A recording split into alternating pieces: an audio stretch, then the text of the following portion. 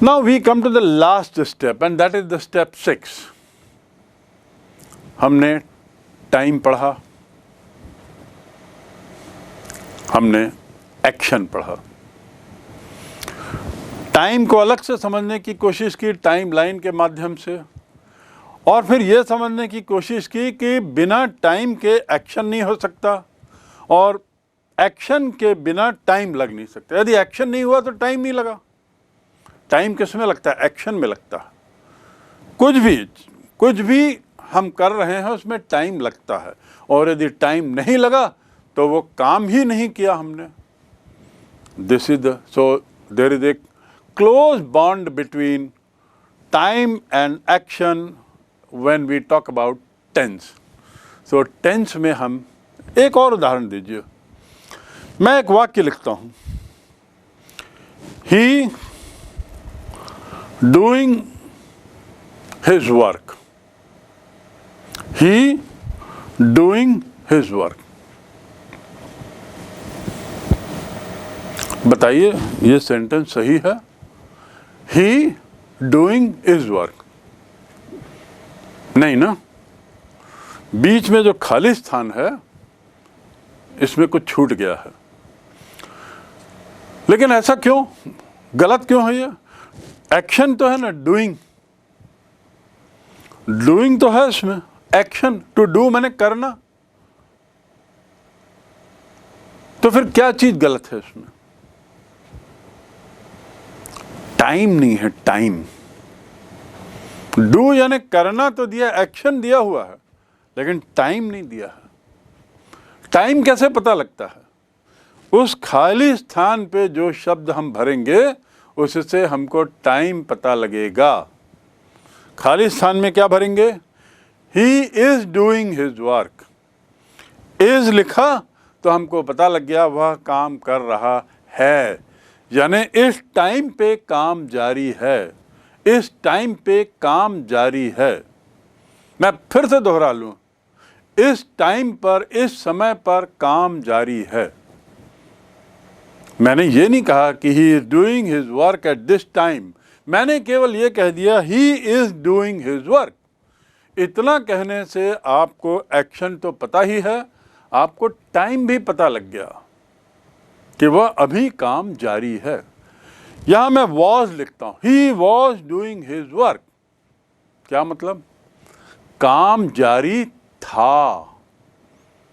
हमको फिर टाइम पता लग गया कि अभी प्रेजेंट की बात नहीं कर रहे हैं, बीत गए समय की बात कर रहे हैं। He was doing his work, काम जारी था। तो ही डूइंग हिज वर्क में एक्शन है लेकिन टाइम नहीं है, इसलिए कुछ समझ में नहीं आ रहा है क्या बोल रहे हैं। जैसे ही मैंने टाइम को किससे बताया? टाइम को मैंने बताया इज से, टाइम को मैंने बताया वॉज से, टाइम को मैंने बताया आर से। They are doing work. बहुवचन होगा तो आर आएगा ना। They are doing work, we are doing work. We माने हम, दे माने वे, एक से ज्यादा लोग।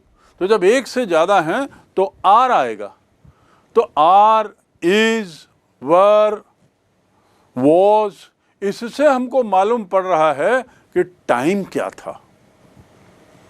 So dear friends, now I hope you have understood finally the correct meaning of the word tense, and you have also understood how time and action go together to make some sense out of tense. Any sentence must have time denoted in it and action. Any sentence without time cannot be a sentence by itself, incomplete. Any sentence without action cannot be complete. एक उदाहरण और लेते हैं हम। These are pens. मेरे हाथ में pen है, मैं कहता हूं ये पेन है। मैं कहता हूं मेरे 4 भाई हैं। क्या कहा मैंने? मेरे 4 भाई हैं। We are 4 brothers, we are 4 brothers, इसमें एक्शन और टाइम दोनों है। I have 10 pens in my hand, इसमें एक्शन है। मेरे हाथ में 10 पेन है, इसमें एक्शन है, टाइम है, टाइम तो है। आई हैव 4 ब्रदर्स, मेरे 4 भाई हैं, तो मैं प्रेजेंट की बात कर रहा हूं, हैं, लेकिन एक्शन, तो क्या ये सेंटेंस विदाउट एक्शन है और कंप्लीट कैसे है? यहां पर बात आती है डेफिनेट और इनडेफिनेट वर्ब्स की। इस पे अब हम आगे बढ़ेंगे और इस एक्शन, टाइम और टेंस को लेकर आगे बढ़ते हुए हम उसको एक और नए शब्द से जोड़ेंगे और वह है वर्ब, VERB, वर्ब। तो अब हम बढ़ते हैं, टाइम और एक्शन दोनों को मिलाकर किस तरीके से बताया जा सकता है। टाइम और एक्शन, वैसे आपको बताया गया है कि एक्शन का संबंध टाइम से है और वही टेंस कहलाता है, लेकिन इसको बताएं कैसे, रिप्रेजेंट कैसे करें इसको? इसके तरीका है जिसमें टाइम भी आ जाए और एक्शन भी आ जाए। ऐसे क्या तरीका है? तो उस तरीके को हम कहते हैं वर्ब के माध्यम से, VERB, वर्ब के माध्यम से हम टाइम और एक्शन दोनों को रिप्रेजेंट करते हैं। याद रखिए, समझने की कोशिश करिए। एक्शन जिस टाइम पे हो रहा है वह टेंस कहलाता है, ठीक? लेकिन इसको वाक्य में कैसे रिप्रेजेंट करेंगे? तो वाक्य में लाने के लिए, बोलने के लिए, टाइम और एक्शन दोनों को मिलाकर एक शब्द के रूप में उसे हम यूज करते हैं, लाते हैं, और यही हमारा स्टेप 6 है, 6वां स्टेप है। टाइम और एक्शन दोनों को मिलाकर जिससे हम रिप्रेजेंट करते हैं, टाइम और एक्शन दोनों को मिलाकर जिस जरिए से हम बात करते हैं, वह कहलाता है वर्ब, VERB, वर्ब। वर्ब, याद रखिए, केवल क्रिया नहीं है। वर्ब केवल क्रिया नहीं है, वर्ब केवल एक्शन नहीं है, और ना ही वर्ब केवल टाइम है। वर्ब एक्शन और टाइम दोनों को रिप्रेजेंट करता है, ये बात को ख्याल रखेंगे। वर्ब एक्शन और टाइम दोनों को दिखाता है। एक्शन के बिना वर्ब और टाइम नहीं हो सकते, और ऐसे ही वर्ब बिना एक्शन और टाइम के नहीं हो सकता। ये चीज को बहुत अच्छे से समझने की कोशिश करो। सो वर्ब क्या है? ये representation of time and action in a single word है। Representation of time and action in a single word, एक तरीके से हम कह सकते हैं वर्ब। किसी खास काल की क्रिया, एक तरीके से वर्ब यही है, जिसमें समय भी दिखे और एक्शन भी दिखे। तो चलिए अब हम चलते हैं फॉर्म्स ऑफ वर्ब में। वर्ब्स के क्या फॉर्म? हैविंग नोन, अब हम समझ गए हैं कि टेंस क्या है, और हम समझ गए हैं कि वर्ब और टेंस में क्या संबंध है। टेंस में काल और एक्शन दोनों रहता है, तो काल और एक्शन दोनों को रिप्रेजेंट करने के लिए जो शब्दों का उपयोग होता है वो टेंस, वो वर्ब कहलाता है। तो इस वर्ब में अलग अलग टाइम है, और भले एक्शन एक हो, टाइम तो अलग अलग है ना भाई। प्रेजेंट भी है, पास्ट भी है, और यदि फ्यूचर को भी हम टाइम मान लें तो वो भी होगा। वैसे फ्यूचर इमेजिनरी है,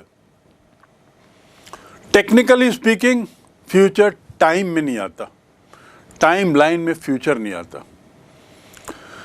तो हम चलिए अब चलते हैं फॉर्म्स ऑफ वर्ब, जो हमें टाइम, एक्शन का टाइम भी हमको बता दे। फॉर्म्स ऑफ वर्ब में एक्शन का टाइम भी हमको मिल जाए, कैसे उसको हम बताएंगे? तो सबसे पहला है प्रेजेंट टाइम। कौन सा टाइम? प्रेजेंट टाइम, जो हमने शुरू में पढ़ा था सबसे शुरू, present time. Present form of verb को हम कैसे लिखते हैं? यदि हमको अंग्रेजी ग्रामर में आगे समझना है तो एक शॉर्ट तरीका होता है, शॉर्टकट कहना चाहिए।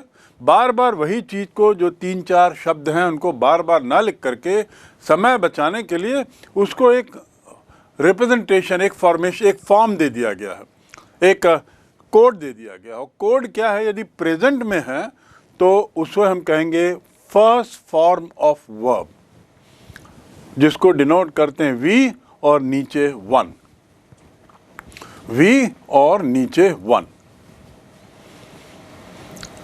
V stands for verb और 1 stands for first form। याद रखेंगे, इसे ऐसा बिल्कुल ना बोलें V1 या V2 या V4। ये ऐसे ही है जैसे कि गणित में यदि लिखा हुआ है x और उसके ऊपर 2, तो क्या उसको x2 बोलते हैं? गणित में क्या बोलते हैं? x to the power of 2। ऊपर x के ऊपर 4 लिखा हुआ है, तो क्या x4 बोलते हैं? नहीं, x to the power of 4। ये मैथमेटिक्स की भाषा है, और मैथ्स में यदि मैं उसको x4, x5, x6 बोलूं तो बहुत गलत होगा। वैसे अंग्रेजी में भी बोलने का तरीका है। अंग्रेजी में V1 नहीं बोलेंगे, फर्स्ट फॉर्म ऑफ वर्ब बोलेंगे। तो first form of verb present, यानी टाइम, कौन सा टाइम? प्रेजेंट को बताता है। उसमें एक्शन भी है और टाइम भी है। फर्स्ट फॉर्म ऑफ वर्ब जो होता है उसमें एक्शन भी है और टाइम भी है। याद रखेंगे, इसे V1 ऐसा लिखते हैं। सेकेंड फॉर्म ऑफ वर्ब कौन सा है? पास्ट। पहला तो हमने प्रेजेंट पढ़ा था, सेकेंड हमने पढ़ा था past. Second form of verb को हम डिनोट करते हैं, हम सिंबलाइज करते हैं V और 2। लेकिन बोलते कैसे हैं? Second form of verb, V2 नहीं बोलते, याद रखेंगे। If you want to be good at English, speak correct English and use correct method. यदि अंग्रेजी में अच्छा होना है तो अंग्रेजी में जैसा बोला जाता है वो तरीका अपनाएं, शॉर्टकट ना ले। वैसे ही जैसे कि गणित में जैसा बोला जाता है वैसा बोलना रहता है। मैंने उदाहरण दिया x to the power of 4, हम ये नहीं कहेंगे x4, x to the power of 4, that is correct mathematics। So similarly, first form, second form of verb, that is the correct way of speaking English। तो यहाँ पर V2 मतलब second form of verb, ये कौन सा हुआ? Past. अब हम चलते हैं थर्ड फॉर्म पे। यहाँ फ्यूचर लिखा हुआ है, लेकिन फ्यूचर रेड में लिखा है और क्रॉस भी डला है टेंस पे। आपको याद होगा, पहले से ही हमने समझते आ रहे हैं और सही समझ रहे हैं कि फ्यूचर टेंस नहीं होता, फ्यूचर को टेक्निकली टेंस में नहीं मानते क्योंकि वह रियल नहीं है। इसका मतलब ये हुआ कि हमने first form present, second form of verb past, ये दो समझ लिया, राइट। अब हम आगे बढ़ते हैं और आगे बढ़ते हुए अब हम थोड़ा सा फिर समझते हैं कि क्या वर्ब के और भी फॉर्म होते हैं, क्या वर्ब के और भी फॉर्म हैं और कौन से फॉर्म हैं। तो ये अच्छा, ये जो बताया जा रहा है ये टाइम के संबंध में, टाइम से रिलेटेड। एक्शन तो मिल रहा है वर्ब में, टाइम भी आपको पता लग रहा है, पास्ट, प्रेजेंट, फ्यूचर का तो नहीं ही है। पास्ट, प्रेजेंट, ये आपको पता लग रहा है इसमें। दूसरे शब्दों में वर्ब में टाइम और एक्शन दोनों पता लग रहा है और वर्ब के अलग अलग फॉर्म में टाइम और एक्शन दोनों मालूम पड़ रहा है। बिल्कुल सही, इतना तो समझ गया।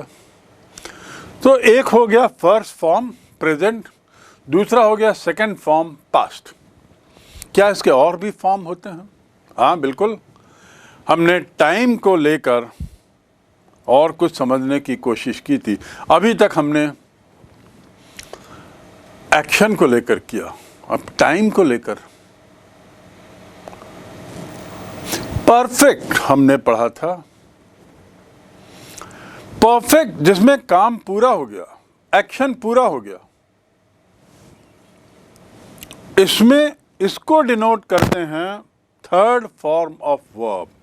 तो third form of verb, verb का थर्ड फॉर्म याद रखेंगे। कितने फॉर्म होते हैं? हमने 4 फॉर्म पढ़े थे वर्ब, तो अभी थर्ड फॉर्म पे हम पर आए। थर्ड फॉर्म ऑफ वर्ब क्या होगा? Perfect, right. और फोर्थ फॉर्म, अब फोर्थ फॉर्म क्या है? फोर्थ फॉर्म को हम V4 नहीं लिखते। फोर्थ फॉर्म क्या है? फर्स्ट फॉर्म और प्लस ING जो कंटीन्यूअस फॉर्म है। परफेक्ट हमने पढ़ा था और इसके बाद हमने कंटीन्यूअस पढ़ा था, वह क्या कहलाएगा? Fourth form of verb. और फोर्थ फॉर्म ऑफ वर्ब में याद रखेंगे कि फर्स्ट फॉर्म ऑफ वर्ब रहता है प्लस ING रहता है और कंटीन्यूअस फॉर्म रहता है। तो इस प्रकार ये 4 फॉर्म हमने वर्ब्स के समझने की कोशिश की, जिसमें टाइम भी है और जिसमें एक्शन भी है, या हम उल्टा बोलें जिसमें एक्शन भी है और टाइम भी है, राइट। अब इसको जानने के बाद, टाइम और एक्शन को समझने के बाद, now we come to almost the end of it all. We have understood what is tense. We have also understood what is verb. हम दोनों में अंतर समझ गए हैं, टेंस और वर्ब में भी अंतर समझ गए हैं। टेंस जो है वो टाइम और एक्शन बताता है का कंबाइन, और वर्ब जो है वो उसको बताने के लिए उपयोग किए गए शब्द हैं। उस एक्शन को किसी एक खास टाइम पे बताने के उपयोग किए गए शब्द हैं। So we have few types now that we have learn. तो कितने टाइप हो गए यदि हम देखेंगे तो यहाँ पर हम देखते हैं सबसे पहला प्रेजेंट सिंपल। एक और इसमें हमने छोड़ दिया, जैसे कि मैं आपको बता रहा था उदाहरण कि पेन, मेरे हाथ में पेन है, उसके 4 भाई हैं। मैं खाता हूँ, मैं खाता हूँ में कुछ अलग सेंटेंस है, अलग टाइप है। सो ऐसे ही मैं खाया, we come back to the point. We have the types of sentences now that we have understood is present simple, then present continuous, present perfect, present perfect continuous. बिल्कुल सही। हमने पढ़ा था एक सिंपल हमने आपके जोड़ा है जो जिसमें ऐसा क्रिया नहीं होते हुए भी, जैसे मैंने उदाहरण दिया, मेरे पास पेन है, मैं जाता हूँ।